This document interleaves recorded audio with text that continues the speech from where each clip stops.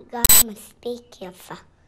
די לי, על ביתה יורד גשם מזהב, סמס אלוהים ממש. יואב, הילד הוא משורר. אתה שומע את הכוח של המילים? את העוצמה של האהבה? כותב המון על אהבה מוחמצת. אפשר לחשוב שהוא איזה רווקה בת 40. כמו ששירים צצים ממנו עכשיו, יש לי שיר, ככה גם הכל יכול לדמום. החצר מגובה של חתולת רחוב.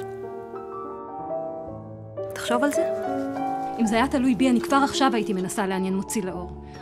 המשחק, הנעל, הכדור, שמש. אלימות. אני אבא טוב, אני אוהב את הבן שלי, אבל אין לי רצון לקדם את הנטייה הזו. הגר מספיק יפה. די לי. היי, מה אתה עושה? המפגש עם יואב הוא אושר גדול, אבל גם שליחות. יואב, תדחוף את הבריח לצד הזה.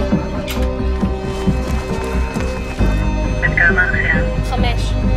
אפשר להוציא אצלכם בדחיפות בספורט חלופי?